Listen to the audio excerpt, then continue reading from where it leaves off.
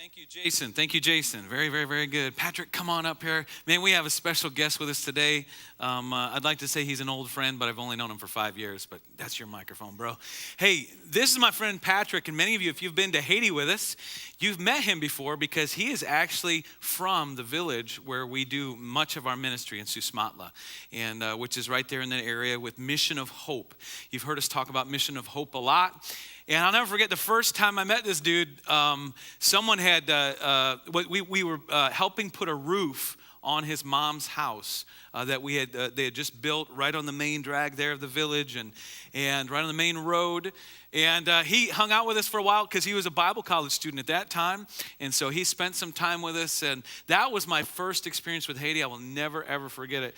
But from the moment I met this guy, I connected with his heart. And about a year later or so, some of you might remember, I asked just a few of you, a handful of you, would you be willing to give sacrificially to help him start a business? And I'm happy to say those businesses are still, in fact, he's added on. And he's actually, in front of his mom's house, he's built, I don't want to steal your thunder here, but he's built a beauty shop. And I asked him if he needed me to come down for a little while, just to kind of do a little work, show him. Maybe not, but anyhow, so the thing I love about him is his entrepreneurial heart, but his heart for Jesus. And so he actually contacted us several months ago. A couple years ago, he started a school in Susmatla, and there's about 150 students in this school. And he just asked us if we would pray about possibly being a major part financially of helping support the school and eventually start a church out of that. So the leadership team and I, we've spent a lot of time on this, so much so that this fall, out of your missions giving, we have actually supported their school September, October, November, and December because we wanted to take time to really pray and seek the Lord. Now, unfortunately, we just feel like at this time, it's not something that we can tackle, that we can take on to be a major donor, major supporter of that school for several reasons. I can explain to you that later. But I knew Patrick was coming through anyhow. Someone had helped him get here to the United States for just a couple of weeks. Been spending some time in Fort Wayne with some friends from Haiti. And so I ran down there yesterday, picked it up. We had a great time of fellowship yesterday around the Essen House buffet. Oh. The angels came, and just been spending time with our family and others, and it's just been a great time. So I wanted him to come. I'm going to ask him a couple questions here in a second. But Patrick, why don't you just let me make sure your microphone's on here? Okay, yeah. Why don't you just greet the church, say hello, and then we'll get into some more of our discussion. Step right up here, bro. There we go. Okay. Good morning, Pathway Church. Okay, first thing I would like to say, please try to understand my English. Creole, yes, Creole is my language, but English, I am just trying. Day after day, I am trying to speak English. Okay, my name is Patrick Nozil from Haiti. I live in Susmatla. I know Pathway Church loves Susmatla so much. And then I'm married with a beautiful woman. Her name is Rose Smith. Her name is Rose Smith, but I'm not Jake. Okay, all right. You understand? Yeah, I understand. Okay. Yes, we have 2 kids, a little boy and then a girl. We call our family a millionary family because we have a boy and a girl. You understand that? Yes. Yes. Okay. You're doing good. Hey, Yes. I could just let you take off here. Tell us a little bit about your history, because we're very invested in Mission of Hope and what they're doing there in Susmatla and in that area. You actually grew up in Susmatla, right? And so tell us a little bit about your testimony and your history. Can you do that? Well, I always happy, and then I always feel so good to talk about my story because it is a long story and then a sad story. I can say that I born in the poorest family in my community where I come from. And then my mother and father, they have 6 kids. They were not working. They have to send my older sister to school and my 2 older sisters to school. Me and my brother and the rest of the family stay at home. When I was 12 years old, I think that I should do something. because I know education is the key when I was 12. And then I tried to go to Mission of Hope every day, try to find food, try to find something to live my life. That was in my head, try to find some food, try to find something, but God had a bigger plan for me. Yeah. I met with a family from the state, Indiana, and then they decided to pay my school for me. I was like, wow, wow, wow. You understand? Yes. And then when I graduate from high school, as they are getting an age, I don't like to say they are old, they don't like that. Yeah, okay, yeah. They were getting an age. Yeah, they were getting And then mature. They were They maturing. said that they cannot keep going, but God didn't stop there. God brought another family to me to pay my college for me. And I Yeah. decided to go to the Bible school. Yeah. That's where my life transformed. Because I used to go to church. I always, in Haiti, the pastors preach more. They will say, stop doing this, but they don't explain you how to stop doing it. They always say, stop. When I go home, I try to cry. I want to stop, but how can I stop? But when I get to the Bible school, that's where God transformed my life. And then now, I want to do the same thing. I don't have money to give each kid in Susmatla or in Haiti, but I have a school where I can have the kids to come to do the same thing those families did in my life. Yeah. And then I am glad to do that. I feel happy to do that. And always when I get in School of Grace, maybe one day, if one of you can be there, you will see me with a big smile. To have the kids say, Patrick, Patrick, Patrick. I always remind myself that one day a family met me to do the same thing for me. Yeah, yeah. So we talk a lot about Mission of Hope, and your connection with Mission of Hope actually, you tell me, started when you were 12 years old because you were looking for a job. And Brad Johnson, who's been at our church before, he's the guy that kind of leads Mission of Hope, is the top dog, if you will. Great guy, heart for the Lord. But you actually started by cleaning his car. Wasn't that the first job? Yes. Okay, so how did you continue your relationship and friendship with Mission of Hope? Well, as I told you before, I was looking for a job, looking for money, looking for food. And then the first time I met Pastor Brad, I explained him my story.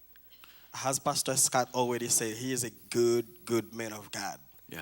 And then he said, Patrick, what can I do for you? What do you want? I said, I need money and I need to go to school. He says, okay, I am going to have you clean my car for me. Every day I clean his car. By doing that, he wants me to be in his ministry. Day after day, I become the pastor, assistant, and mission of Hope. And then after, they choose me to be the head of the translator. After, they choose me to be the pastor assistant. Oh, God bless me. Yeah. And then that's my life. Yeah, Yes. Amen. So when you give to Mission of Hope, when you're a part of Mission of Hope, what you're seeing before you is really the fruit of their ministry there. Someone who from a very young age was brought in, the leadership and poured into and developed and found helped to be even discipled in Christ and those type of things. So you literally are standing before you today is a testimony of God's grace and God's power, and that's why I wanted him to come. Now let me tell you the thing I love about Patrick though.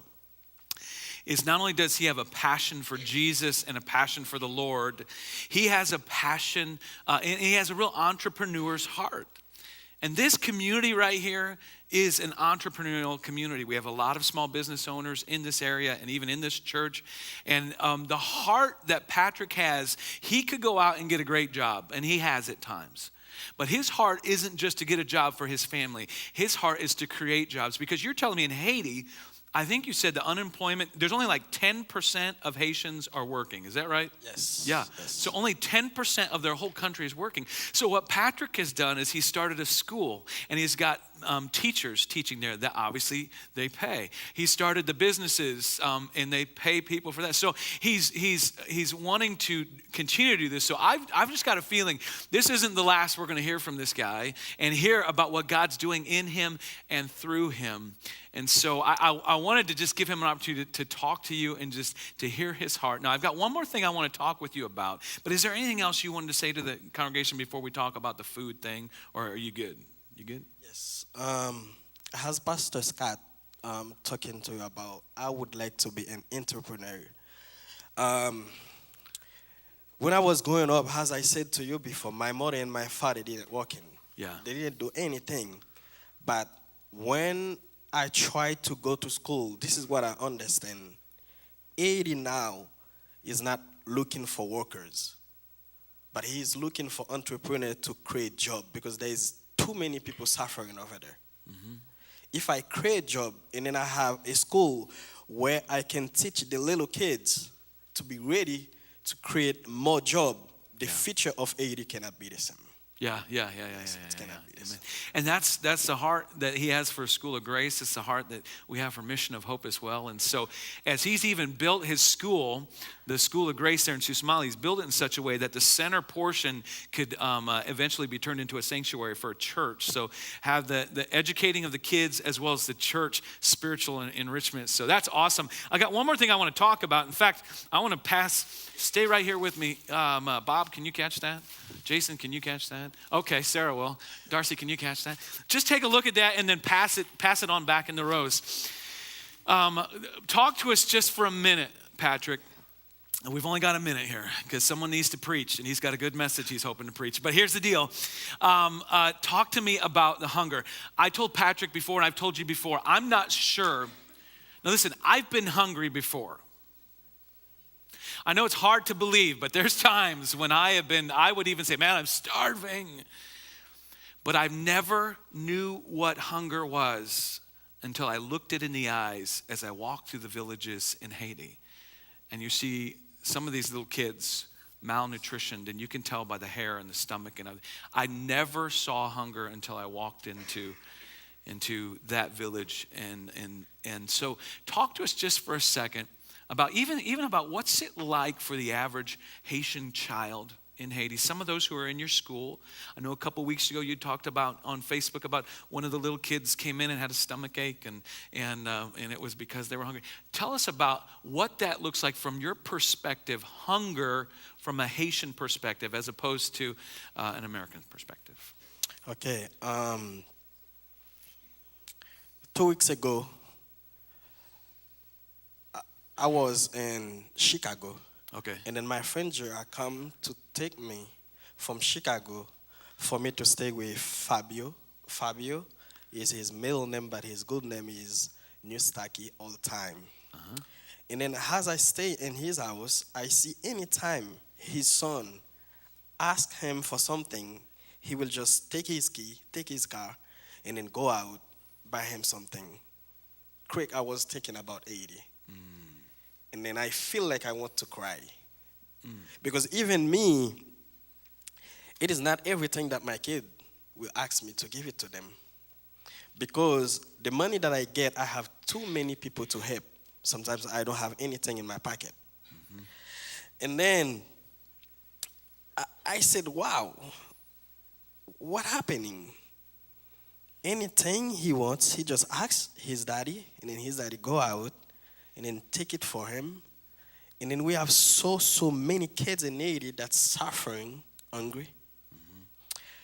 I said, I asked myself a question. Maybe there is some secret that the Asian people doesn't know yet. Yeah, they need education more. You understand? And then also, in Haiti, in my school, personally, we have 150 kids. Every day we have about 30 absent. When we try to call them, the parents have to say, oh, they are sick. When we try to know why they are sick, because we have 3 or 4 days, they didn't eat anything. You said 3 or 4 days. 3 or 4 days. They didn't eat anything. I used to live like that. Yeah. Sometimes you can spend a week with only drink water, or fry one milk a day, and then you don't have choice. You just eat what your mother or father get out and then put it in the house. I was trying to talk to Pastor Scott about that. When someone work in Haiti, you work for about 100 people. You have 100 people asking you for money. When you have a car in Haiti, you have it for 1,000 people. So, for instance, Patrick is one of the only ones in his area of Susmatla that actually has a vehicle.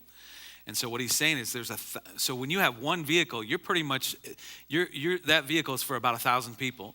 So anytime someone needs to go to Port-au-Prince for the hospital or for surgery or whatever, they call their buddy Patrick and says, can you help me? And Yes. so, yeah. I'm a busy man. Yeah.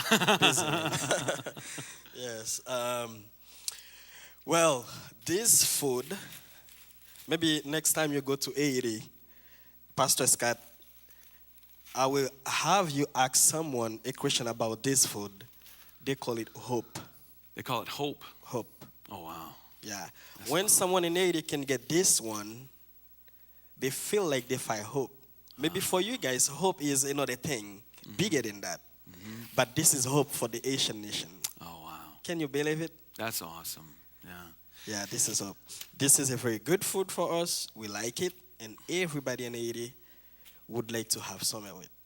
So we also believe there is no education without food.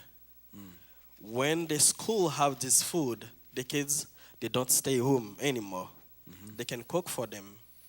And then I remember when I was in school, in my primary, every morning I have to cry when I wake up to say, my mom, send me to school, send me to school. You know why?